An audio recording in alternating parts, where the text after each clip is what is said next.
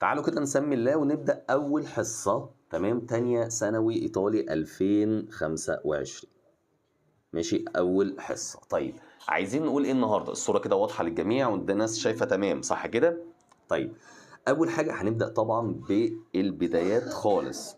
ماشي، بالبدايات خالص. طيب الفترة الأولانية إن شاء الله على مدار الكام حصة الجايين إحنا لازم نراجع على منهج أولى ثانوي، وهنحل عليه ونطبق عليه كويس جدا. ليه؟ عشان ده هيساعدني إن أنا أعرف أدخل على منهج سنة تانية بشكل كويس. حلو كده. هتيجي مثلا بقى طلبة تيجي تقول لي أنا ناسي منهج سنة أولى والكلام ده، عشان كده أنا بقول لك هنراجعه مع بعض وهنظبطه مع بعض وهنفهمه وهنحل عليه، هتلاقي نفسك برنس. وإن شاء الله بإذن الله هتلاقي نفسك قبل دخلة الامتحانات أنت مش محتاج أي حاجة خالص. طيب تعالى كده نبص مع بعض. عندنا بقى إيه؟ أول حاجة نتكلم عليها هي الحروف. حلو كده. الحروف عندنا في اللغة الإيطالية 21 حرف. عندنا إيه؟ 21 حرف. بيتقسموا لإيه؟ بيتقسموا لحاجتين أو مجموعتين. إيه هما؟ طبعا الساكن والمتحرك. الساكن وإيه؟ والمتحرك. حلو كده. طيب ال 21 حرف دول تقسيمتهم إزاي؟ قال لي عندي هنا 16 حرف ساكن وهنا عندي 5 متحرك. 16 حرف ساكن وايه وخمسه متحرك. طب ده كلام جميل. طيب المتحرك او اللي هم بيسموه الفاول كام حرف؟ 5. ايه هم؟ نفس الانجليش بالظبط، زي الانجليش بالظبط، اللي هم ايه؟ الاي والاي والاو والاي واليو. صح كده؟ هم بالظبط. طيب الساكن باقي الحروف. ماشي، باقي ايه؟ باقي الحروف. كلام جميل قوي. يبقى احنا عرفنا ان اللغه الايطاليه عندنا 21 حرف، 16 ساكن و5 متحرك. طب ايه هم المتحرك؟ الاي والاي والاو والاي واليو. كلام جميل. طيب نيجي بعد كده نبص مع بعض. هنا عندنا ايه هم بقى ال 21 حرف دول؟ ايه هم؟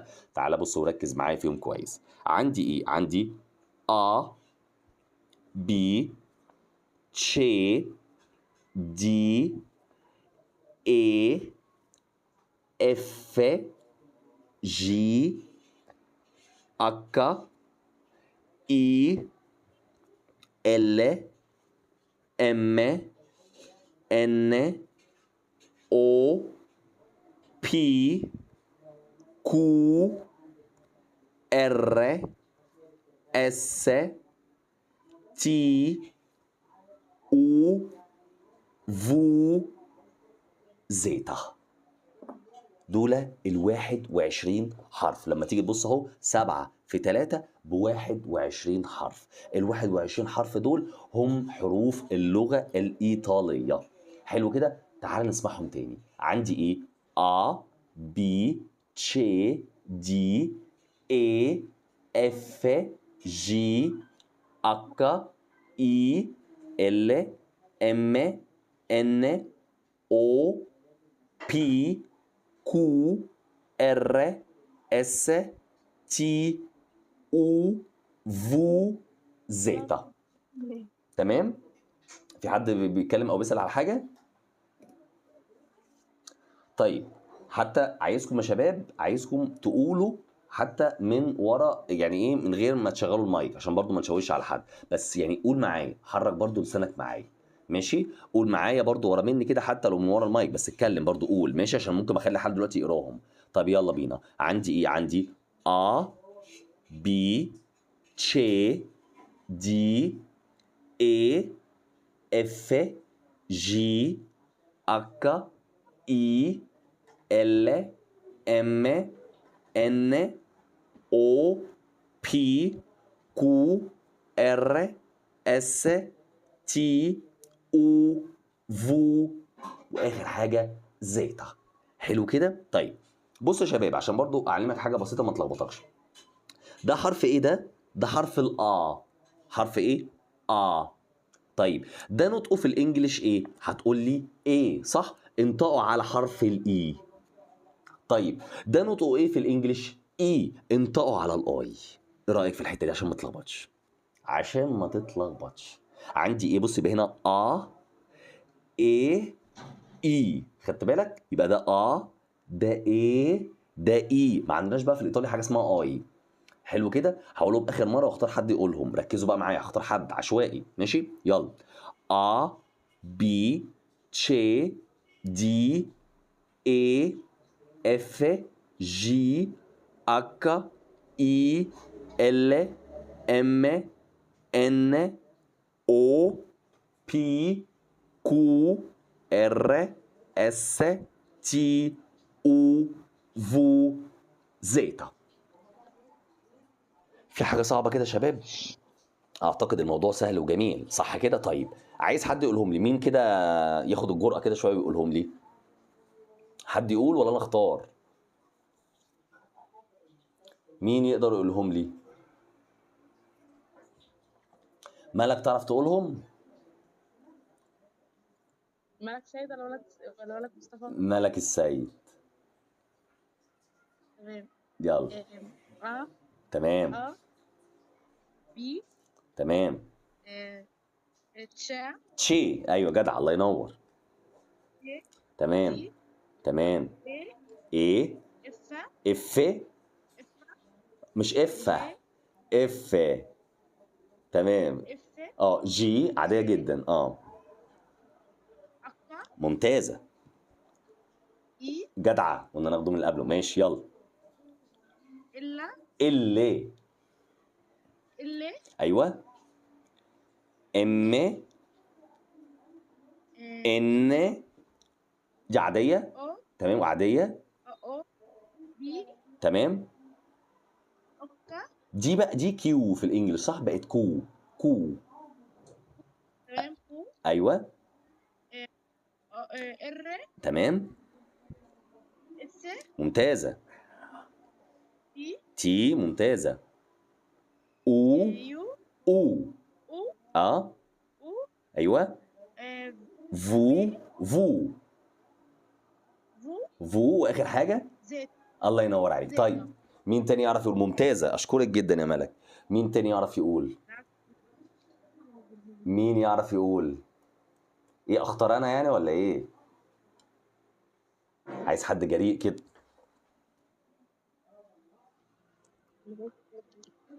ملك مصطفى تعرف؟ نوران، سهيلة. عايز حد جريء كده ممكن أقول ماشي يلا. مين؟ ملك مصطفى. نوران. يلا نوران، يا سلام، يلا يا نوران، ثقتي فيك كبيرة. يلا. أ تمام. بي بي عادية. سي تمام. ماشي بي دي. بي ايوه. أ لا، ده نطقه ايه في الانجليش؟ إيه يبقى دي نطقها على الاي. حلو كده، يبقى ايه اي. ماشي يلا، يبقى دي ايه أ دي إيه بالظبط. كمل. إف تمام. جي ممتازة. أكا الله ينور. إي ايوه، الله ينور، عشان كده قلت لك اهو. يلا ماشي، اللي بعدها. ال اللي. ام. إن ان. أو او. بي بي. كو كو. تمام، الله ينور. ار ار. اس اس. تي تي. او او. فو فو اخر حاجة. زيتا. ممتازة، الله ينور عليك، اشكرك جدا. يلا ملك مصطفى، يلا. يلا، عايز جرأة كده، مش مشكلة، وانا معاك اهو برضو بساعدكم. بس المهم ان انا عايزك تشتغل، لسانك تشتغل معايا. يلا. أيوة يلا بينا. أ ممتازة. بي تمام. سي دي اي اف جي أكا اي ال ام ان او بي كيو ار اس تي او فو في زي. فو مظبوطة، وزيتا، بسم الله ما شاء الله، ممتازة، برافيسيما، مولتو برافا، الله ينور عليك، ما شاء الله ما شاء الله. حاجة جميلة. لا ده ايه ده انتوا شاطرين قوي كلكم. ايه الجمال ده، ما شاء الله عليكم، عاش. الله ينور. فاضل مين؟ سهيلة. يلا يا سهيلة. ايه الاخبار؟ يلا يا سهيلة، سامعاني ولا لا؟ طبعا اديكوا شايفين كررناها كذا مرة الحروف، يعني ايه. تمام يعني. يبقى عندنا الايه الجزء بتاع الحروف A B C D A F G H I L M N O P Q R S T U V وإيه وزد. أوكي ده بالنسبة لإيه للحروف ال21 حرف. طيب ركز بقى معايا كده ماشي. عندنا إيه النهاردة تاني عايز أكلمك عليه؟ عندنا 5 حروف ليسوا من أصل إيطالي. عندنا 5 حروف مش من أصل إيطالي، يعني حروف موجودة في الإنجليش مش موجودة عندنا. لو تاخد بالك إن الإنجليش 26 حرف صح؟ إحنا عندنا في الإيطالي 21، يعني في 5 مش موجودين. عايز حد يقول لي يلا، عايز حد يجيبهم لي كده ممتاز. يلا إحنا مع بعض، ها إحنا مش عايزين النهاردة سميعة، نجاوب مع بعض. يلا مين أول حرف ممكن يكون مش موجود معايا من خلال كده إيه معرفتك في 5 حروف مش موجودين؟ أول حرف حد يعرف يقول لي؟ الكي. الكي مظبوط، حرف ده لازم تقولوه. ماشي، ايه اللي بعد منه؟ كي يلا. مفيش جي. مش الجي اهي، الجي بقى، الجي مظبوط كده، الله ينور. طيب في ايه كمان؟ ايه كمان؟ واي. واي ممتازة، الله ينور. فاضل 2. دبليو. دبليو، الله ينور، برافيسيما. اكس. اكس ممتازين، الله ينور عليك، والله يفتح عليكوا، شغل جميل جدا. دول ال5 حروف اللي انت شايفهم قدام منك دول مش من اصل ايطالي. يعني ايه مش من اصل ايطالي؟ يعني اي كلمه ايطاليه او من اصل ايطالي ما فيهاش اي حاجه من الحاجات اللي قدام منك دي خالص، ما ينفعش. ولو لقيتهم صادف قدام كده مع بعض، لقينا كلمه فيها حاجه من الحاجات دي، زي مثلا كلمه تاكسي، زي مثلا كلمه كيلر، زي يوفنتوس، زي ريستل اللي هو الصدوق، كل الحاجات ديت مش من اصل ايطالي. حلو كده. فطبعا ايه مش طبعا ايه بتبقى من اصل ايطالي. حلو كده، كلام جميل قوي. طيب جه بعد كده قال لي ايه؟ قال لي اي تمام كلمه عشان تبقى عارف ايطاليه، اي كلمه ايطاليه، اي كلمه ايطاليه يجب ان تنتهي تمام بحرف متحرك. لازم الكلمه دي، طالما الكلمه دي ايطاليه، طالما الكلمه دي ايطاليه لازم تنتهي بحرف متحرك، اللي هم ايه؟ اللي هم اهو الاي والاي والاو والاي واليو. حلو كده. يعني مثلا عندنا زي كلمه مثلا كازا، منزل، بص اخرها حرف ايه؟ اخرها حرف الاي. مثلا عندنا مثلا كلمه زي كلمه مثلا الليبرو، بص اخرها حرف الاو. تمام، يبقى كل الحاجات دي من اصل ايطالي. وهكذا قيس عليهم اي كلمه. يبقى النهارده اي كلمه من اصل ايطالي لازم تنتهي، خلي بالك، بحرف ايه؟ بحرف متحرك. طيب ده كلام جميل جدا جدا جدا. طيب اما نيجي نبص بعد كده عندنا ايه؟ قال لك طبعا اي كلمه تنتهي، اي كلمه تنتهي بحرف ساكن. لو كلمه انتهت بحرف ساكن تكون تمام، لا تكون مش او لا تكون ايطاليه. اي كلمه تنتهي بحرف ساكن لا تكون ايطاليه او مش من اصل ايطالي. زي كلمه فيلم، زي كلمه ايه؟ فيلم. زي كلمه مثلا سبورت، كل الحاجات دي موجوده مستخدمه، ده فيلم ودي رياضه. زي كلمه مثلا كمبيوتر، مثلا زي كلمه اتش دي اللي هي سي دي. كل الحاجات دي طبعا ايه مش من اصل ايطالي، ولكن دي كلمات انترناشونال. يعني ايه كلمات انترناشونال؟ يعني مستخدمه في كل دول العالم. اي دوله في العالم لو قلت لهم فيلم تقول لهم سبورت، تقول لهم اتش دي، تقول لهم كمبيوتر، معروف مهما كانت لغته ايه. فهمت ازاي؟ فدي حاجات مهمه جدا جدا جدا. طيب نيجي بعد كده يا جماعه للغه الايطاليه. طيب النهارده اللغه الايطاليه زي ما كنت متفق معاك ماشي، او لو كنت بتتفرج على فيديوهات كنت هتعرف قد ايه ان كنت بقول على اللغه الايطاليه عامله شبه الفرانكو. يعني ايه شبه الفرانكو؟ يعني الحاجه اللي انت بتعرف تنطقها بتعرف تكتبها، بتعرف تنطقها بتعرف ايه تكتبها. يعني مثلا مثال، عندي كلمه زي كلمه مولتو، مولتو اهي مولتو ماشي. مولتو طبعا مش المولتو اللي احنا بناكله، ها، ده معناها كتير كتير او جدا. بس بص مولتو اهو كلام جميل. طيب بص عندنا كلمه ثانيه زي كلمه اميكو، اميكو يعني معناها صديق. بص اهو تعرف تكتبها اهي، ميكو اهي، يبقى سهله جدا. شايف الدنيا؟ يعني الموضوع مش صعب خالص صح. مثلا عندنا حاجه زي كلمه كازا، كازا اهي معناها منزل. يبقى النهارده الحلو في اللغه الايطاليه ان لو بتعرف تنطق الكلمه صح انت هتعرف تكتبها صح.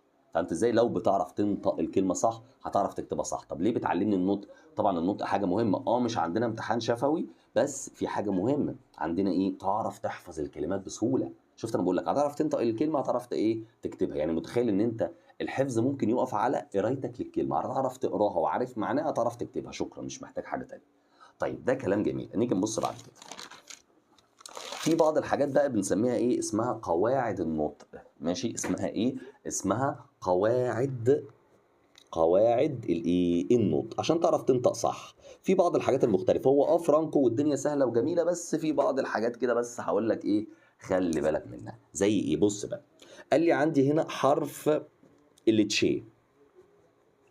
ماشي، حرف التشي ده، حرف التشي ده ليه نطقين عندي في الايطالي. طيب ايه هما النطقين؟ تعالى كده بص معايا، رقم 1 وهنا رقم 2 اهو، نطقين. ايه هما النطقين؟ قال لك لو بعده، بنتكلم على بعده، لو بعده، ماشي، بعده، لو بعد حرف التشي قال لي حرف الاي او الاي. لو هتتلخبط النهارده خلينا انجلش، عشان النهارده اول حصه بس كده ما نتلخبطش يعني، وايه والدنيا تدخل في بعضها. خلينا النهارده انجلش لحد ما تذاكر نطقهم كويس تبقى متمكن، عشان انا اخاف اجي انطق الحروف بالايطالي فانت تترجمها بالانجلش فالدنيا تتعك في بعض. فهمت ازاي؟ اهو النهارده هنقول اي واي، من المرات الجايه لا خلاص بقى هنتكلموا ايطالي عادي، ماشي، بس عشان برضو تكون ذاكرت وانا مش عايز الخبطك. يبقى النهارده لو بعد حرف التشي حرف الاي او الاي قال لي هنا ينطق. تمام، ينطق. يتنطق ايه بقى؟ قال لك هنا ينطق، يتنطق ايه؟ يتنطق شي اهو، شي كده. زي ايه؟ بص الفرق كده، اجي اقول لك تشينيما، تشينيما، شايف اسمها ايه؟ تشينيما، ما قلت السينما.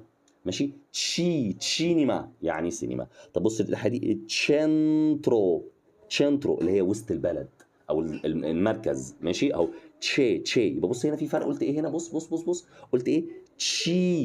تشينيما. بص هنا قلت ايه؟ تشنترو. في فرق، صح كده؟ في فرق. هنا لما تلاقي بعدها الاي تحس ان انت بتكسر فيها شويه. تمام، بتقول تشينيما، لما هنا قلت ايه؟ تشي، بص بتفتح فيها شويه، تشنترو. فهمت الفرق ده امتى؟ لما يبقى فيه الحرفين دول بس. طيب كلام جميل. قال لك لو بعده اي حرف اخر، لو جه بعده اي حرف تاني، اي حرف تاني ما عدا الاثنين دول بقى طبعا. قال لك هنا ينطق، يتنطق ايه؟ قال لك يتنطق كاف. ماشي، يتنطق ايه؟ كاف. زي ايه مثلا؟ زي كلمه كارو، كارو معناها عزيز او غالي. زي مثلا كلمه كايرو، كايرو اللي هي القاهره، صح. زي لسه كلمه كاتبينها من شويه برضه اكتبها لك، زي كلمه اميكو، شايف جاب بعدها ايه اهو؟ تمام، معناها الصديق اهي، اميكو اهي، صح. كو، ما قلتش بقى تشي، صح. ليه؟ عشان هنا بص، في هنا في الا وهنا في الاو، فطبعا مش من الحروف ديت، فطبعا تتنطق ايه؟ تتنطق كاف عاديه جدا. حلو كده. يبقى النهارده عندي حرف التشي ليه نطقين، لو جه بعد منه الاي او الاي يتنطق تشي زي كلمه شينيما او كلمه شنترو، لو جه اي حرف تاني يتنطق كاف زي كلمه كارو او كايرو او اميكو. ايا كان الحرف اللي تشي جاي فين، في الاول في الاخر في النص، مش هتفرق. المهم ان هو لو اي حرف تاني غير الاي او الاي هيتنطق ايه؟ هيتنطق شي. زي هيتنطق طبعا ايه؟ شي لو الاي او الاي. انما لو اي حرف تاني يتنطق ايه؟ يتنطق كاف، يتنطق ايه؟ كاف. طيب نيجي نبص بعد كده، عندنا حرف، تمام، حرف ايه؟ حرف الجي، تاني واحد.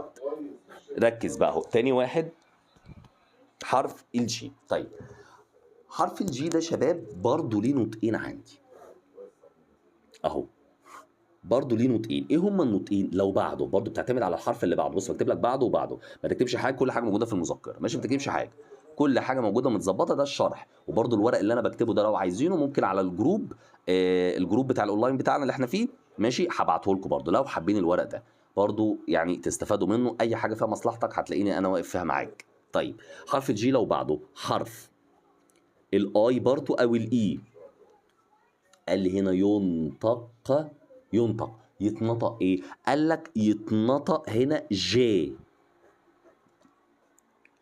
ماشي، اللي هي او جي عاديه جدا. زي ايه؟ بص كده، قال لك زي كلمه جنتيلا، جنتيلا يعني ايه؟ جنتيلا مهذب زي جنتل، صح اهي، جنتيلا.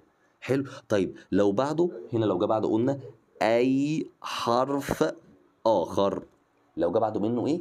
اي حرف اخر هنعمل ايه؟ قال لك يتنطق ايه في الحاله زي ديت؟ قال لك يتنطق جيم بقى عاديه، جيم. زي ايه مثال؟ عندنا مثلا زي ايه؟ زي جراند. جراند جراند اللي هي معناها كبير او واسع، ماشي. جراند زي جراند في الانجليش. فهمت ازاي؟ بص بقى الفرق، هنا قلت جنتيلا، هنا قلت ايه؟ جراند، قلت ايه؟ جراند. كلام جميل جدا جدا جدا. طيب بعد كده عندنا ايه تاني من ضمن قواعد النطق؟ قال لك عندك الجي ال اي، ماشي، او الجي ال اي، ماشي. لو قلنا هنكمله انجلش، ماشي، هتتنطق ايه؟ تنطق لي. ايه ده ليه لي؟ هنا الجي سايلنت. دايما الثلاث حروف دول مع بعض هتلاقي الجي سايلنت على طول. زي كلمه ايه مثلا؟ زي كلمه فيليو. زي كلمه ايه؟ فيليو اللي هي معناها ابن. زي كلمه فيليو. يعني ايه فيليو؟ يعني ابن. كلام جميل. طيب نيجي نبص بعد كده. بص قلت ايه؟ فيليو. فين الجي؟ مفيش، سايلنت، سيلينسيو. اوكي اللي بعد كده عندنا ايه؟ عندنا كلمه زي، او الحروف زي الجي ان، ماشي. دي كده برضو الجي سايلنت، بتتنطق ني. بتتنطق ايه؟ ني. زي كلمه لافانيا. لا بص قلت بقى لافانيا يعني بورد او سبوره. بس قلت ايه؟ لافانيا. بص شايف اهو، هنا اهو وهو هنا اهو، قلت لافانيا. فين الجي؟ مفيش، سايلنت، بس لازم تتكتب، خلي بالك. وهنا فيليو ابن، في برضو ايه؟ لي برضو هنا ما بتتنطقش، ماشي. دي بعض الحاجات عشان تعرف بس ايه، تيجي ما تيجي بعد كده تيجي تحفظ الكلمه، تبقى عارف لا دي سايلنت احنا واخدينها، دي ما تتنطقش، هنا تتنطق جي، هنا تتنطق جيم، هنا تتنطق تشي، هنا تتنطق كاف. يبقى انت فاهم الامور دي بشكل كويس جدا جدا جدا، ماشي. علمتك ازاي تنطق كويس، عشان برضو من الحاجات المهمه بالنسبه لي ان انت تسهل عليك الحفظ. انا مش عايز اصعب عليك. طب الحفظ هيبقى ازاي؟ اعرف انطق الكلمه، تعرف تنطق الكلمه، ماشي. وممكن برضو اعمل لكم حاجه حلوه على الجروب بتاعنا، الكلمات اللي هتاخدها حفظ ابقى اعمل لكم بيها ريكورد. شايف؟ انا عايز مصلحتك، بس زي ما انا بتعب معاك وبشتغل معاك، انا عايز منك مجهود، عايز منك مردود. يعني لما اجي اسالك واشوف الواجبات بتاعتك الاقيك موجود معايا. تمام يا شباب؟ انا بعمل كل ده لمصلحتك. واتفرج على نفسك في الاخر تبقى عامل ازاي، ان شاء الله هتلاقي نفسك برنس كده. طيب بعد ما اتكلمنا على قواعد النطق، نتكلم على الجزئيه اللي بعد كده. ايه هي الجزئيه اللي بعد كده اللي عايزين نتكلم فيها مع بعض؟ وهي الاسماء، ماشي. تعال بص معايا. الاسماء، تمام، في الايطالي. الاسماء في ايه؟ في الايطالي، ماشي. الاسماء في اللغه الايطاليه برضو اتقسمت لتقسيمتين اهم، ماشي. اتقسمت لايه؟ لتقسيمتين. ايه هما؟ قال لي عندي اول حاجه اسماء منتظمه. اسماء ايه؟ اسماء منتظمه. والنوع التاني قال لي اسماء غير منتظمه. اسماء ايه؟ اسماء منتظمه. والناحيه التانيه في ايه؟ اسماء غير منتظمه. طب ايه بقى الاسماء المنتظمه والاسماء الغير؟ انا بتكلم على الاسم، بتكلم على الاسماء. طيب واحد جه سالني قال لي ايه هي الاسماء اصلا؟ الانواع، انواع الاسماء معروفه، مفرد مذكر، مفرد مؤنث، جمع مذكر، وجمع ايه؟ مؤنث. صح؟ الاربع انواع من الاسماء في اي لغه موجودين، مفرد مذكر، مفرد مؤنث، جمع مذكر، وجمع مؤنث، صح؟ طيب تعالى دلوقتي بس بعد اذنك كده ايه، نتكلم على الاسماء المنتظمه. حلو، قلت لي اربع انواع، نكتبهم. مفرد مذكر، صح كده، مفرد مؤنث، جمع مذكر، وجمع ايه؟ وجمع مؤنث. حلو الكلام.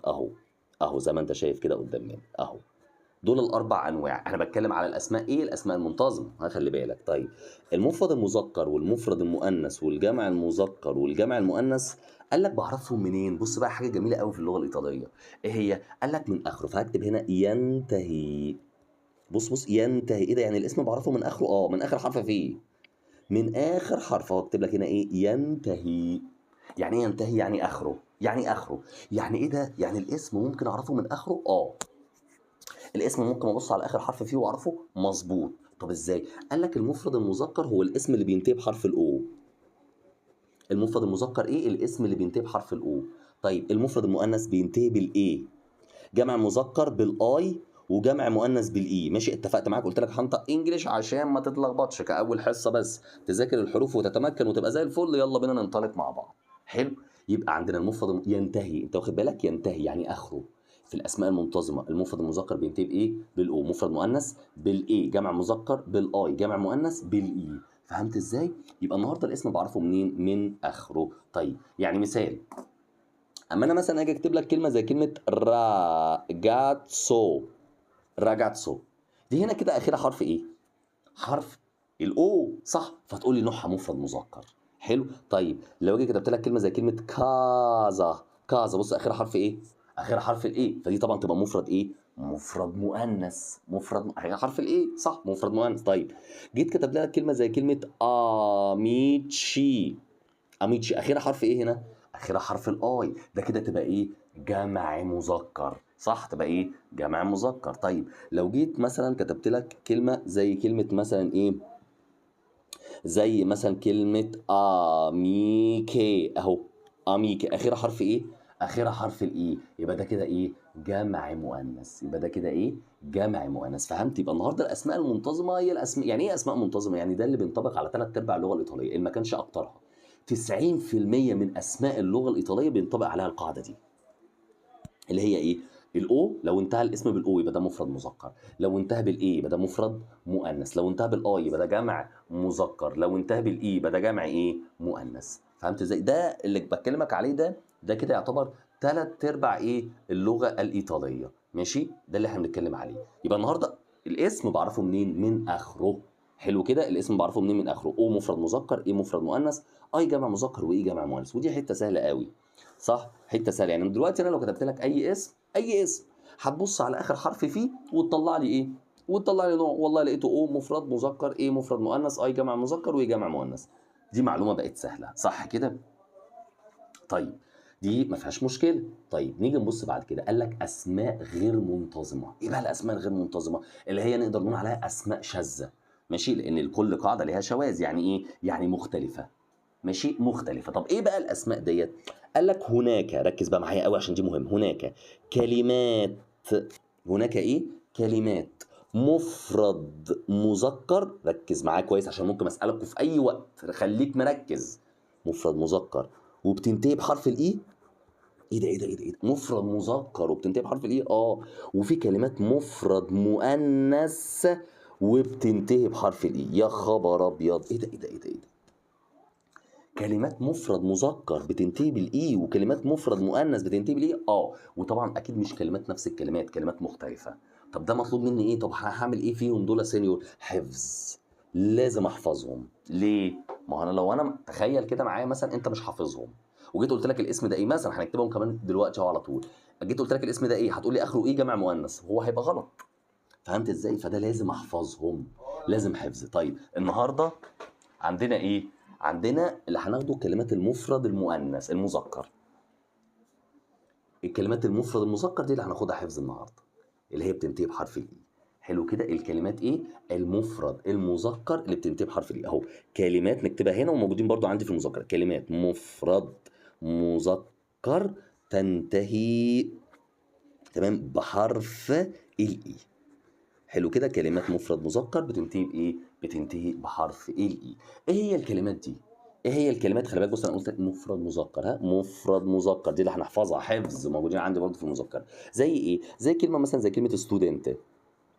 ستودنت يعني ايه ستودنت؟ هتقول لي طالب، صح؟ زي ستودنت اهي. اخرها حرف ايه هنا؟ الاي. ما تقوليش بقى جمع مؤنث، ها، اوعى بقى، خلاص بقى اوعى. ده ايه؟ يبقى مفرد مذكر. طيب كلمه زي ايه؟ كلمه كان. كان معناها كلب، اخرها اي، برضو ايه؟ مفرد ايه؟ مفرد مذكر. طيب نيجي نبص بعد كده، عندنا مثلا كلمه زي كلمه ستيفالي. ستيفالي يعني ستيفالي اللي هو البوت. البوت حذاء برقبه طويله، البوت انتوا اكيد عارفينه. ماشي؟ طيب ايه كمان؟ عندي كلمه زي كلمه بادري. بادري معناها ايه؟ بادري معناها اب. بادري معناها ايه؟ معناها اب. طيب في ايه كمان؟ عندنا كلمه زي كلمه مثلا عندنا باشا. باشا. باشا. باشا معناها سمك او سمكه يعني مؤنثه. خلي بالك، بص برضه هنبقى نكتبها عندك في المذكره. الثلاث حروف دول لما بتلاقيهم على بعض كده بيتنطقوا شي. شي. بص هنا نطقتها، قلت ايه؟ قلت بشي. بشي اللي هي طبعا معناها ايه؟ معناها سمك. طبعا السمك عندهم او السمكه يعني المذكر مفرد منها بيبقى مفرد ايه؟ مذكر. ماشي؟ طيب في ايه كمان؟ عندنا كلمه زي كلمه بونت. بونت يعني ايه بونت؟ معناها كوبري. ماشي، معناها ايه؟ كوبري. كل الحاجات دي اللي انت شايفها قدام منك دي. طيب في ايه كمان؟ عندنا مثلا كلمه زي كلمه سينيورا. سينيورا اللي هو طبعا ايه؟ مستر. مستر او استاذ او سيد. سينيورا، خدت بالك؟ بص، سين الجي ما تنطقتش، ها. سينيورا دي برضو مفرد ايه؟ مفرد مذكر. في كلمه انسينيانتي. انسينيانتي يعني انسينيانتي معناها معلم. معلم. ماشي، اسمها ايه؟ اسمها انسينيانتي. طيب في ايه؟ في ريستورانتي. ريستورانتي يعني إيه ريستورانتي؟ طبعا واضحه، مطعم. صح، اهي ريستورانت. يبقى كل اللي انا بكتبه قدام منك ده كلمات ايه؟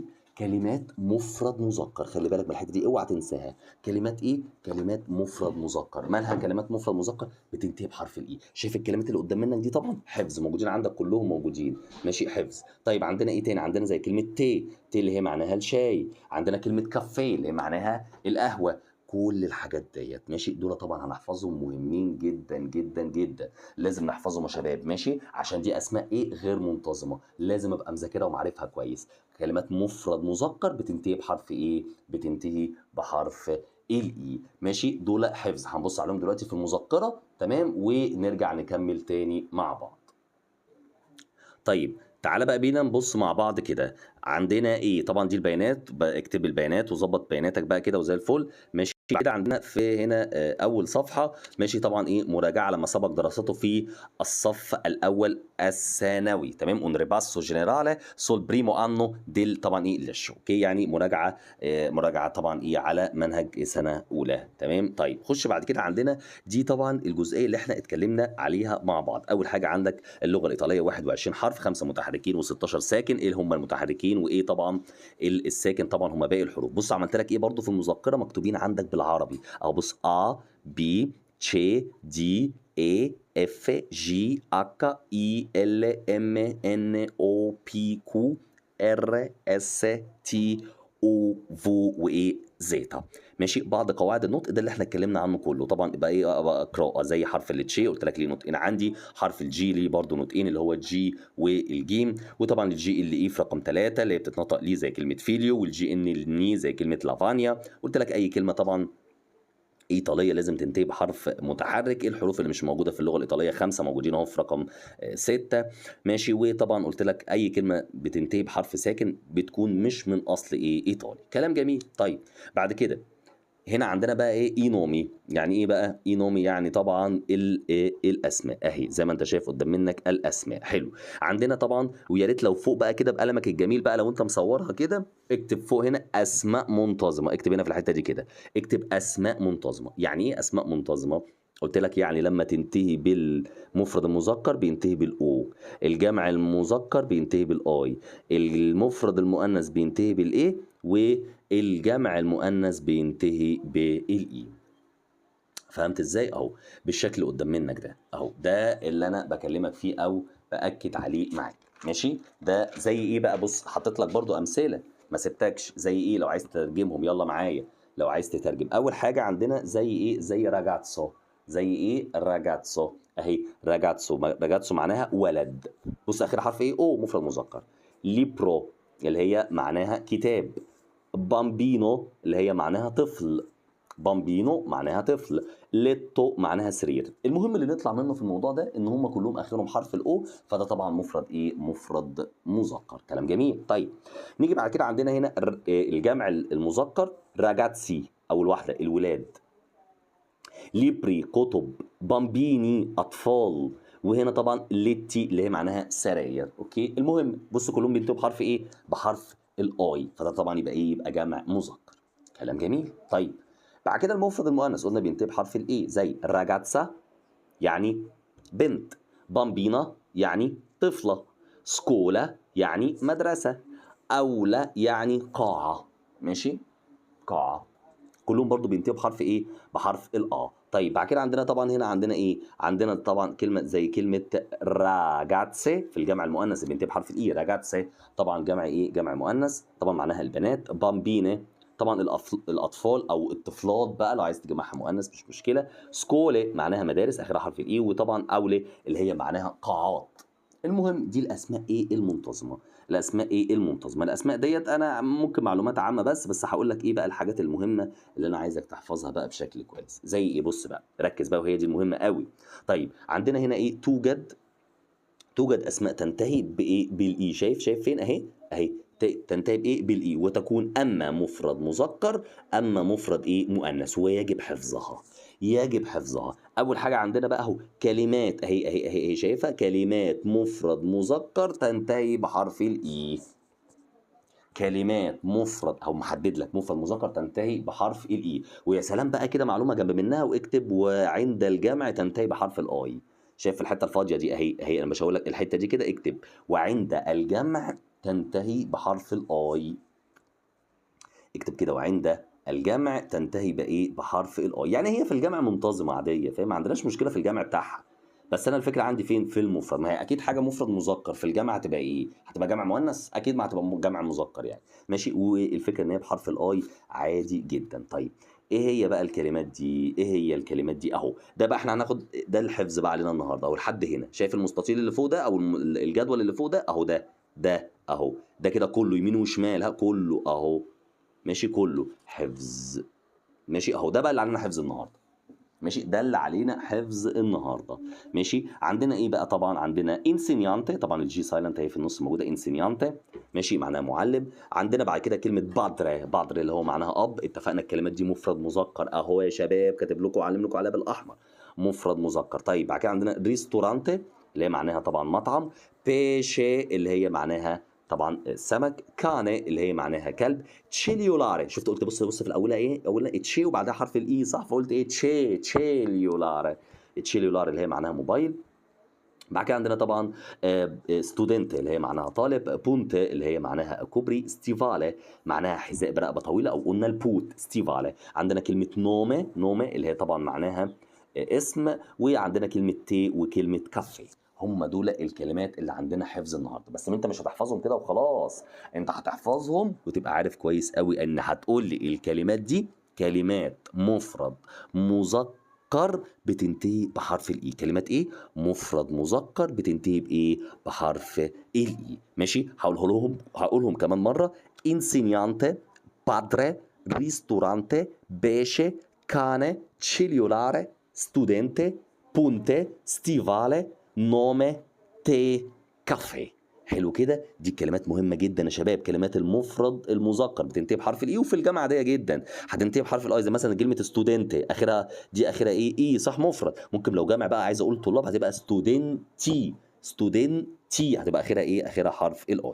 ده الجزء اللي علينا ايه؟ اللي علينا حفظ النهارده. عرفتوا ايه؟ صفحه 4 الايه الجدول اللي في النص او اللي قدام منك ده. ماشي. اكتب عليه حفظ بقى ايه، عشان ده الاسبوع الجاي بقى ايه هبقى ممكن مثلا ايه امليك اقول له كلمه كذا، اكتب لي كلمه كذا كده مع بعض، عشان برضو ايه اتاكد ان انتوا حفظتوه بشكل كويس.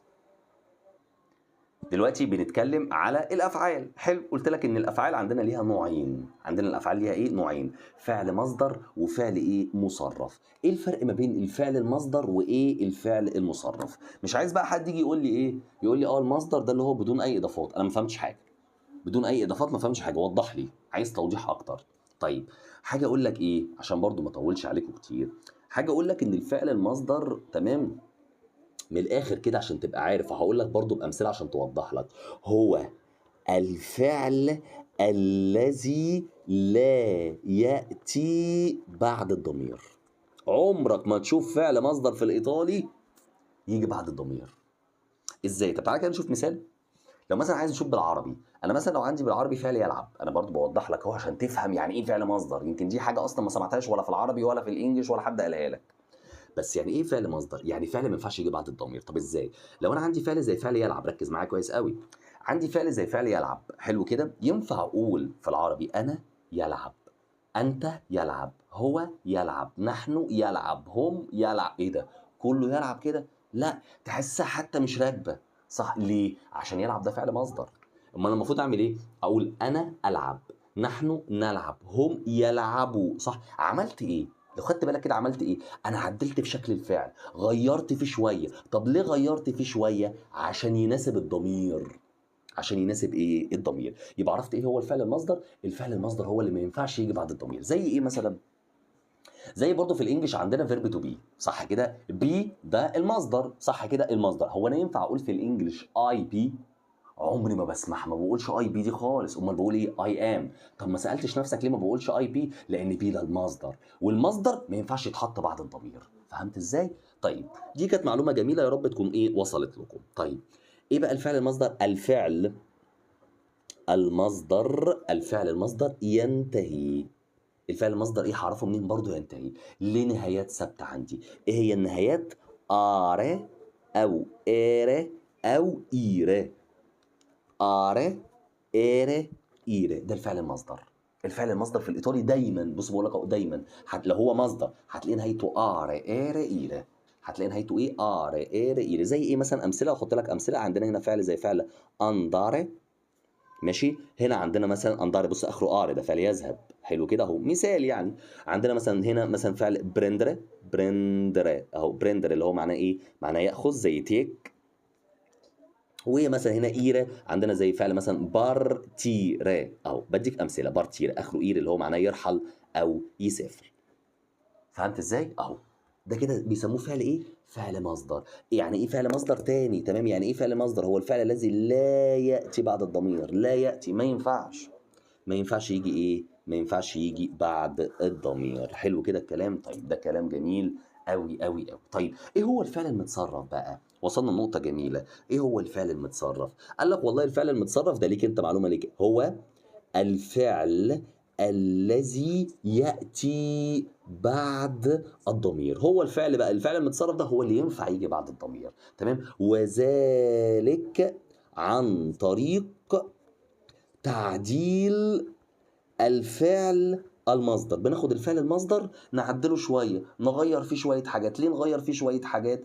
ليه لكي يناسب الضمير. ما انا ليه بعدل فيه؟ عشان ينفع مع مين؟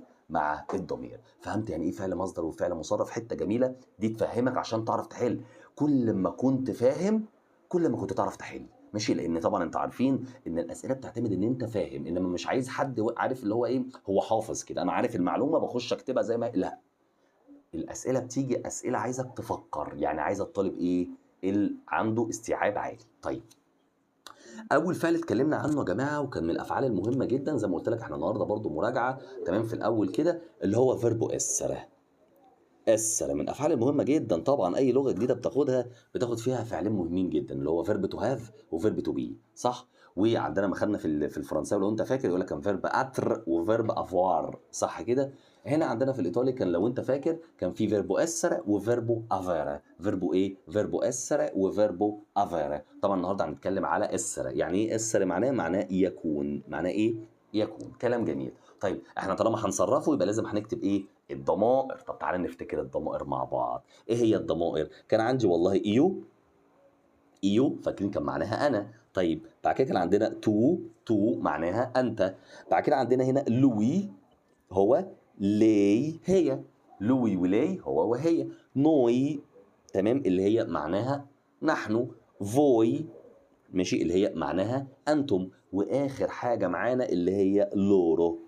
لورو اللي هي معناها ايه؟ معناها هم. تعال اكتبهم لك اهم اهو. ايو معناها انا. تو معناها انت، كل ده برضو موجود في المذكره ما تقلقش. لوي اللي هو لي اللي هي. نوي اللي فيها ان فيها نون، احفظها كده، مش دي فيها ان فيها نون. نوي اللي هي نحن. فوي اللي هي انتم.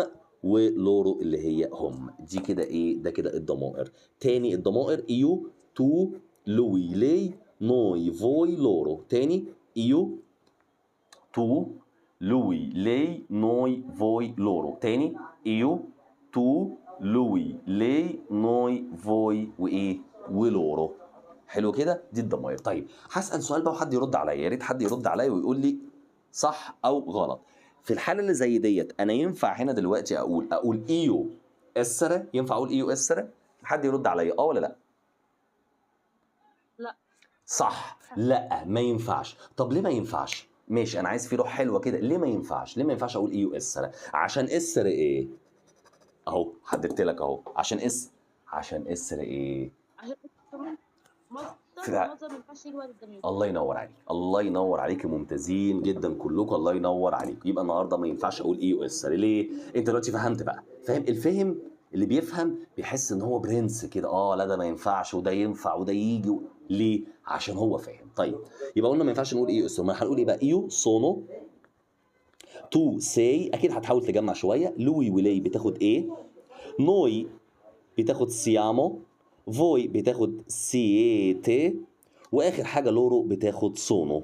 لورو بتاخد ايه؟ سونو. يعني عايز اقول انا اكون بقول ايو سونو، ايو ايه؟ ايو سونو. انت تكون تو ساي. لوي ولاي بتاخد ايه؟ نوي بتاخد سيامو، فوي بتاخد سييتي، ولورو بتاخد سونو. ماشي؟ يبقى عايز تقول ورا مني قول ورا مني، بس ماشي ممكن من ورا المايك. ايو سونو تو ساي لوي ولاي ايه noi siamo voi siete loro sono. طيب التصريفات كلها sono sei e siamo siete sono. تاني sono sei e siamo siete sono. تاني sono sei e siamo siete sono. كلام جميل قوي. طيب ده الشكل البسيط بالنسبه لنا. طيب لو حد جه سالني وقال لي مثلا انا عندي هنا في 2 سونو، ايه ده؟ انا اميز ما بينهم ازاي؟ اقول لك لا طبعا، ده ففي اختلاف كبير جدا. ليه؟ لان السونو الاولانيه دي بتيجي مع ايو، وبالتالي ايو ده مفرد، صح؟ ده ايه وايه؟ مفرد. طب التانية لورو دي هم لازم يبقى جمع، يبقى هنا هتيجي مع الجمع. فهمت ازاي؟ يبقى في فرق ما بين الاثنين، وهوريك في امثله دلوقتي. طيب تعال نكتب مثال كده قدام منك واوريك الدنيا بتمشي ازاي فيه. اما اجي اقول لك مثلا اهو بشكل بسيط جدا، لو هنشد خط هنا برضه اهو كده، اجي اقول لك ايه هنا؟ عندي مثلا نوي نقط ايطالياني اهو. حلو كده اهو. الاختيارات هقول لك ايه؟ سيامو، حلو، سيتي، واخر حاجه عندنا هي سونو اهو بالشكل قدام مني ده. طبعا انت واحد مذاكر وزي الفل، ده طبعا مثال سهل قوي. نوي اهي، والله هتقول لي نوي، طب نوي عايزه ايه؟ عايزه سيام، وهتختار سيام. شايف اهو؟ دي كده حاجه سهله وبسيطه. طيب اما نيجي نشوف مثال تاني، اما اجي اقول لك ايه، بص بقى هيعمل ايه هنا. هاجي اقول لك نقط سيتي مثلا ايطالياني اهو. ماشي؟ ده مثال كده. الاختيارات هنا اقول لك نوي، فوي، واخر حاجه هي لورو اهو كده. لو تاخد بالك هو هنا عمل ايه؟ هنا في فرق. عمل ايه؟ في اول جزئيه او اول سؤال هو حط هنا ايه؟ الضمير، وطلب مني انا ايه؟ طلب مني التصريف. هنا ممكن يعكس، العب معايا، يقول لك لا انا عايز العب معاك شويه، عايز اشوفك فاهم ولا لا. طيب حط لك ايه هنا؟ حط لك التصريف، صح؟ وطلب مني انا ايه؟ الضمير. يعني عمل ايه؟ عكس. فهمت ازاي؟ طيب انت كواحد هتبقى مذاكر سيتي، اهي سيتي بتيجي مع ايه؟ مع فوي، يبقى انا اختار من الاختيارات فوي. فهمت الفكره ازاي؟ فهمت الفكره اهو. الموضوع سهل جدا جدا جدا. ماشي؟ يبقى خلي بالك من الجزئيه ديت، جزئيه سهله ومهمه قوي قوي قوي. طيب عايز اتكلم معاك في حته ايو ولورو، عايز اعرفك الفرق ما بينهم في الاسئله، وعايز اتكلم معاك مع لوي ولاي ازاي هو وهي بياخدوا نفس الايه، واميز ما بينهم ازاي. تعال نشوفها في اسئله مع بعض، يلا بينا. بص كده معايا عشان اوضح لك الفرق ما بين الاثنين، وهخليك انت اللي تجاوب بنفسك. يلا بينا. عندنا ايه؟ بص كده، اما اجي اقول لك مثالين اهم. نقط sono، حلو، ايطاليانو، حلو. واما اجي اقول لك نقط sono ايطالياني اهو.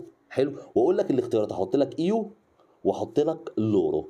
عايز حد يقول لي ماشي انهي واحد من المثالين ياخد ايو وانهي ياخد لورو؟ حد عنده معلومه يقدر يقول لي كده؟ انا يلا بينا. تاخد ايو عشان تمام. والتانية تاخد لورو عشان جمع، عشان اخرها حرف الاي اللي هو الايان، وده بيدل على جمع مذكر. الله ينور عليك، ممتازه. لو مش واخدين بالكم بقى، مالك قالت ايه؟ قالت لي اول واحده تاخد ايو. طب ليه يا مستر تاخد ايو؟ ليه؟ ما هو هنا عندي سونو، بس بص على اللي بعدها بقى، لان بص هنا بقت ايه؟ ايطاليانو، انا اكون ايطالي، يبقى ساعتها ايه؟ اختار ايو. وخلي بالك مش ممكن تبقى ايو بالاو بس، ممكن تبقى بالايه. واحده تقول انا ايطاليه مؤنثه عادي، المهم ان هي ايه؟ مفرد. هو انا ده يفرق؟ يفرق؟ ما عادي ينفع للمفرد المذكر والمفرد المؤنث عادي. ايه وانا ممكن واحده بتتكلم عن نفسها او واحد بيتكلم عن نفسه.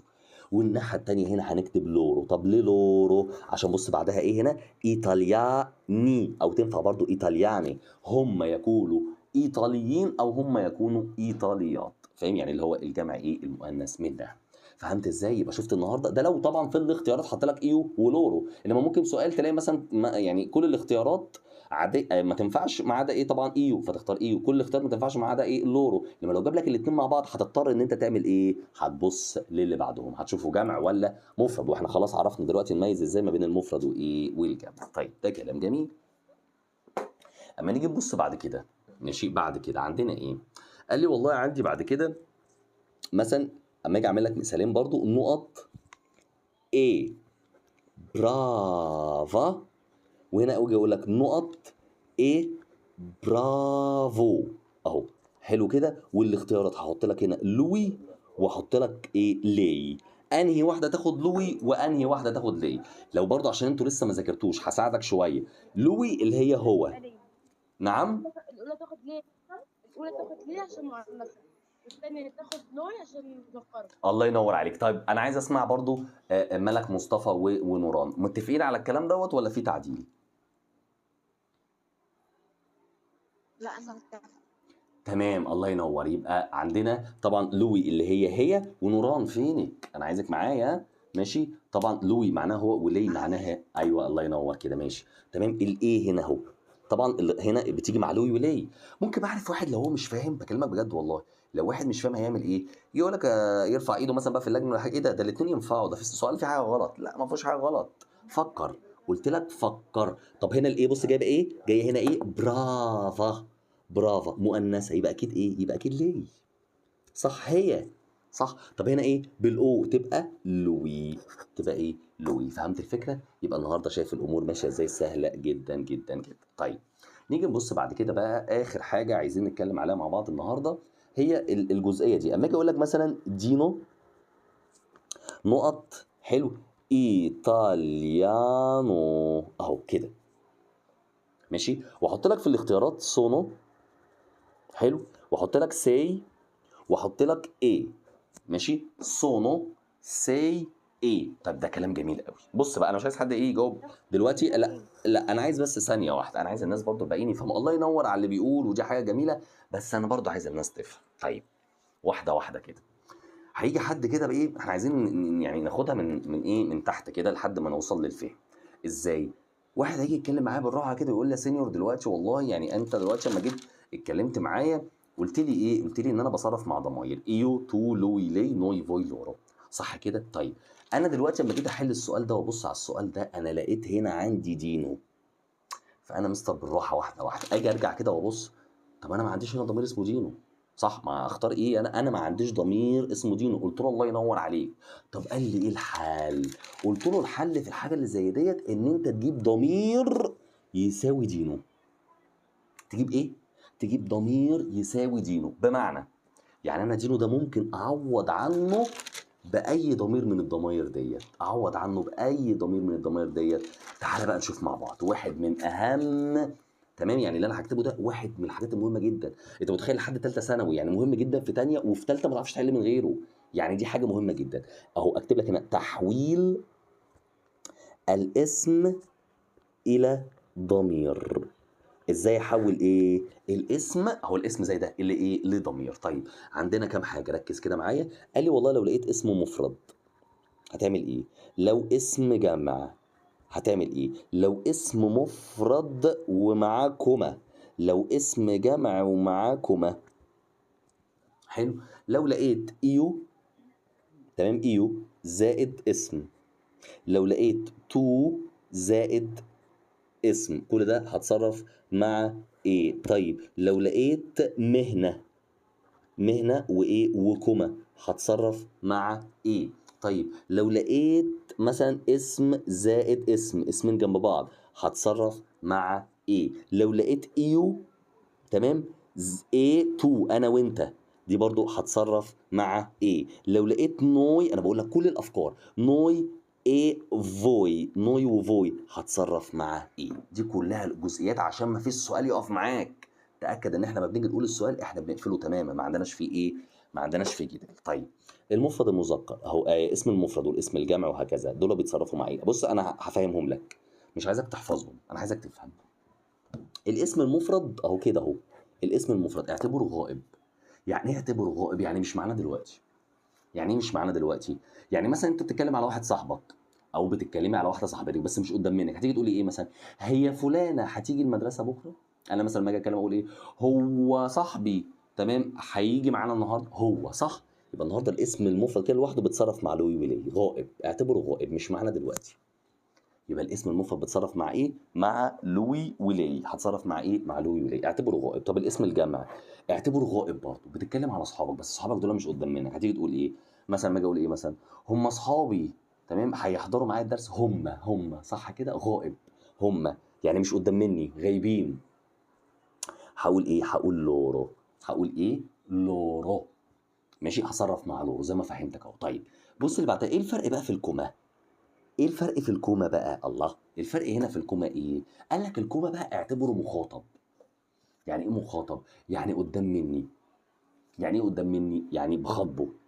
يعني ايه؟ يعني أنا دلوقتي اسم مفرد هتلاقي دينو باولو كيارا ماريا، اي اسم مفرد ومعاه كوما ده اعتبره قدام منك. طب واحد قدام منك هتقول له ايه؟ هتقول له انت اللي هي تو. يبقى ساعتها هنا هتصرف مع ايه؟ مع تو. طيب لو اسم جمع ومعاه كوما، تخيلها بقى، انت قلت لي مستر الكوما معناها ايه؟ معناها قدام مني صح؟ طيب قدام مني اسم جمع يعني ناس كتير، هقول ايه؟ هقول انتم. انتم اللي هي ايه؟ اللي هي فوي. انتم اللي هي ايه؟ اللي هي فوي. طيب كلام جميل. نيجي نبص بعد كده، ايو ماشي زائد اسم انا واي حد. بص انا حاطط لك اسم، طالما حاطط لك اسم كده يبقى اي حد، مفرد جمع مش هتفرق معايا، المهم انا وحد. طالما انا وحد احفظها كده، جمع انا نحن يبقى نوي، جمع انا يبقى نحن اللي هي ايه؟ نوي. طيب تو، تو معناها ايه؟ معناها انت. انت يبقى جمع انت انتم، جمع انت انتم، احفظها كده، انت واي حد، انتم اللي هي ايه؟ فوي. فهمت الفكره؟ يبقى تاني لو لقيت اسم مفرد او اسم جمع لوحدهم كده ايه؟ تعرف ان هم غائب، لو مفرد يبقى له يليه، ولو جمع يبقى لورو. لو لقيت كوما شوف الاسم، لو مفرد يبقى انت اعتبره قدام منك مخاطب، لو جمع يبقى انتم. كلام جميل. طيب ايو زائد اسم، لما باجي اقول لك انا احفظها كده، جمع انا نحن، انا واي حد، اي حد سواء الاسم ده مفرد او جمع مش هتفرق معايا، المهم في انا وحد يبقى نحن، جمع انا نحن. طب انت وحد جمع انت يبقى انتم اللي هي ايه؟ فوي. طيب نيجي نبص بعد كده، مهنه. ايه مهنه ديت؟ عايز تقول حد حضرتك، حضرتك اللي هي ايه؟ صيغه الاحترام، اللي هي مثلا ممكن تبقى ايه؟ اس اي جي وكوما، وكوما طبعا ممكن تلاقي ايه؟ تلاقي بروف، بروف ومعاها كوما. تلاقي مثلا كلمة سينيور اللي احنا لسه قايلين عليها، سينيور كده وكوما، او ممكن تبقى سينيورة او ممكن سينيورة. كل دي حاجات بيسموها صيغة الاحترام. يعني انت لو عايز يعني مثلا بتكلم المدرس بتاعك، بتكلم الدكتور، بتكلم اي حد مهنة، فهتقول له طبعا ايه؟ هتقول له حضرتك. حضرتك دي اسمها لي، لي، والال بتاعتها بتبقى كابيتال شويه. ماشي، مش لي اللي هي بتاعت هي، لا هي بتبقى ال سمول عاديه، انما ال كابيتال بتبقى معناها حضرتك، عشان تبقى فاهم ايه شكلها اهو. قلت لك اس اي جي وكوما، بروف وكوما، سينيورا وكوما. اوعى تقول لي تو بقى، لا هنا مش هتنفع لان دي احترام. طيب لو لقيت اسمين، فكر فيها كده، لو لقيت اسمين يعني قلت لك احمد وساره، احمد وساره، طب انا هسال نفسي اسم واسم، طب ما هو كده بقى اسم جمع صح؟ طب معاهم كوما؟ لا معاهمش كوما، يبقى غائب. يبقى هي زيها زي الاسم الجمع، يبقى لورو، بس بصيغه مختلفه شويه. فهمت ازاي؟ الله ينور. طيب هسال بقى سؤال، لو حد كده في، لو اقول انا وانت، انا وانت تدينا ايه؟ نوي. نحن. اللي قال نحن مين؟ ممتاز، اللي قال نحن مين؟ نرام. الله يا نوران، الله يا نوران، ممتازة.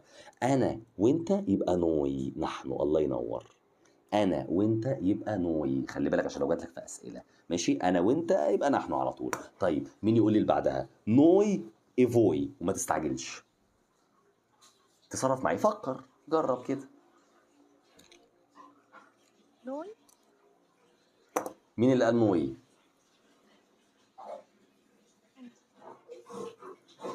ملك مصطفى،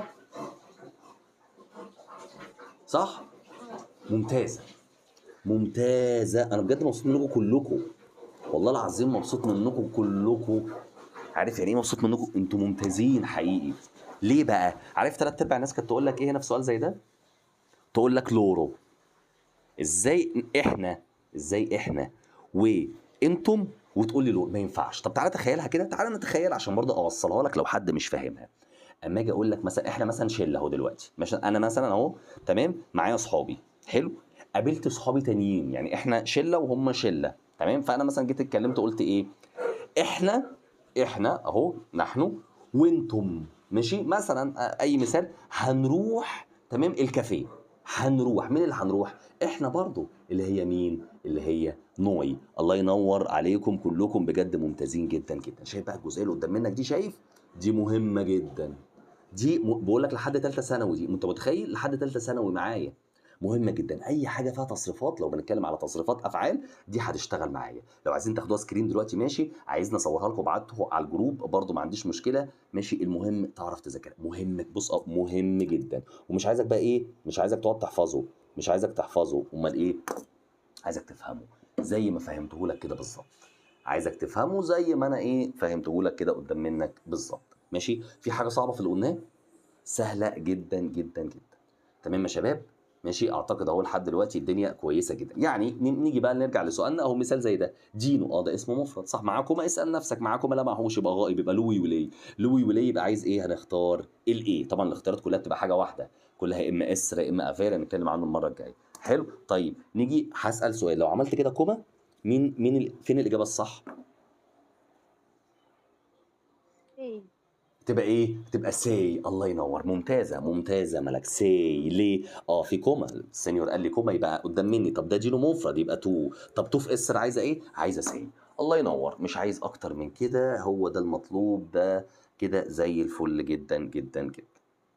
عندي ايو يعني انا، تو انت، لوي ولي هو وهي، نوي نحن، فوي انتم، لورو هم. تصريف فيربو اسره طبعا اللي هو معناه يكون، ايو بتاخد سونو، تو بتاخد سي، لوي ولي ايه، نوي سيامو، فوي سيتي، لورو سونو. حلو، طيب اذا وجدنا في السؤال اسماء اشخاص سواء مفرد او جمع ولم يوجد ضمير، ماذا تفعل؟ هنعمل ايه في الحاله زي ديت؟ اهو هنيجي نعمل ايه بقى، زي ما انت شايف هنعمل ايه، لو اسم مفرد هنصرف مع لوي ولي، لو الاسم جمع هصرف مع لورو. اسم مفرد الواو دي اللي هي كوما، ها عشان توضح لك، الواو اللي انت شايفها دي ايه، دي كوما، اسم مفرد وكوما تو، اسم جمع وكوما يبقى فوي، ايو اسم يبقى نوي، تو اسم يبقى فوي، مهنه وكوما تبقى لي، ويا ريت جنب المهنه ديت، يا ريت جنب المهنه اكتب اللي هو ايه، سينيور اس اي جي وكوما، اكتب جنب منها، ماشي. او ممكن بعد ما اصور لك الحاجات ديت برضو ايه، ممكن تبقى تكتب اس اي جي وكوما، بروف وكوما اللي هو اختصار بروفيسوره، سينيور، سينيورا، الحاجات دي كلها. وبرضو ممكن تضيف عليهم برضو حته ليك انت، لو هو اسم واسم يبقى لورو، اي وتو انا وانت اللي هي تبقى نوي، ماشي، ونوي وفوي تبقى نوي، ماشي. كل الحاجات دي مهمه جدا عشان ايه تبقى مركز كويس. يعني صفحه 14 فيها الايه الخلاصه بتاعت كل اللي احنا ايه قلناه، ماشي. نيجي بعد كده لصفحه ايه، صفحه 15، ركز بقى معايا كويس جدا جدا جدا، في ايه في صفحه 15؟ تعال بص نحل يلا مع بعض. اول سؤال، نقط اهو واضحه بالنسبه لك، ماشي، نقط اهو، ممكن حتى اوضح لك اكتر لو مش واضحه اهو، ماشي. عندي ايه اول حاجه؟ عندي طبعا هنا نقط سونو بوب، حلو كده. طيب انا عندي هنا ايه، عندي سونو صح، طب اللي بعد سونو ايه؟ طبعا عندي في الاختيارات ايه ولورو، رقم بي ورقم سي صح كده، طب بس بعدها مفرد صح، بعدها ايه، بعدها مفرد، يبقى طبعا الاجابه الصح هتبقى ايه، هتبقى ايو، هتبقى ايه، هتبقى ايو، كلام جميل اهو، ماشي، هتبقى ايه، ايو. طيب اللي بعدها نوي، معايا يا شباب، نوي، نوي بتبقى عايزه ايه، عايزه سيامو، اهي سيامو صح، كلام جميل. طيب ماتيو، ماتيو اهي، ماتيو، هتقولي انت بقى واحد بقى ايه بالراحه، ماتيو والله ده اسم مفرد، عرفت منين، اخره او مفرد مذكر، حلو، طب معاكم لا ما معهوش يبقى ده غائب هو صح، طب لويو ليه عايزه ايه، عايزه الايه، كلام جميل.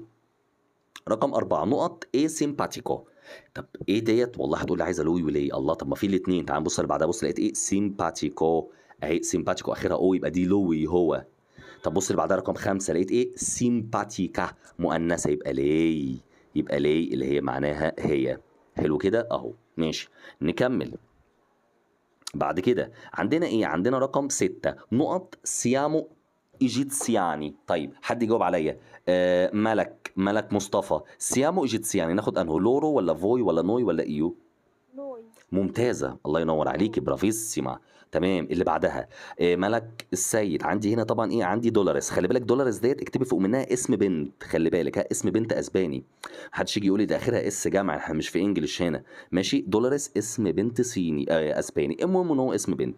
طيب اسم مفرد خلاص، اسم ايه مفرد، هنصرف مع ايه، يلا قولي لي يا ملك السيد. ايه دي اللي هي اول واحده. ممتاز، الله ينور عليك، برافيسيما. رقم 8 عندي ايه؟ يلا نوران، نقط سيتي ايطالياني. سيتي اهي بتيجي مع ايه يا نوران؟ هتبقى فوي. ممتاز، ايه يا جماعه الجمال ده، الله ينور عليك والله العظيم، ده الواحد كده فخور ان هو قاعد معاك والله. طيب رقم 9 يلا ملك مصطفى، يلا سونو ماركو، هتبقى ايه؟ دي سهله دي. ايوه. ايو طبعا، هنا اسهل صح؟ ليه؟ عشان مفيش لورو صح؟ فهنا ايه بقت اسهلها عليا، الله ينور. ماشي رقم 10 يلا ملك السيد جينا. جينا واضحه انها مفرد اهي، اخرها ايه عاديه جدا يعني. دي برضه. صح، الله ينور، دايما بتيجي عليك الاي. اوكي طيب رقم 11 عندنا دينا ايو. دينا ايو. نوران يلا دينا ايو. هتبقى نحن، هتبقى كام؟ ممتازة، الله ينور عليك، ممتازة. الرقم 12 سيتي. سيتي يلا ملك ملك مصطفى سيتي. هو. فوي، ممتازة، الله ينور. طيب يلا ملك السيد ريتا اي ماتيو. ريتا في رقم 13 ريتا اي ماتيو، بأني الإجابة الصح هتبقى ايه؟ هما اللي هي مش تمام اللي هي واحده. هتبقى اللورو. لورو صح. اللي هي تاخد هتاخد ايه لورو؟ تمام، لورو تاخد لون. سونو، الله ينور، ممتازة. آخر واحدة يلا يا نوران، آخر واحدة عندنا طبعا ماري نقط إنجليزي، أنهي واحدة الإجابة الصح؟ تبقى أول واحدة. ممتازة، الله ينور عليك. شايفين الدنيا سهلة إزاي؟ إيه رأيكم؟ إيه رأيكم بالنسبة للإيطالي؟ الدنيا سهلة جدا جدا جدا. تمام يا شباب؟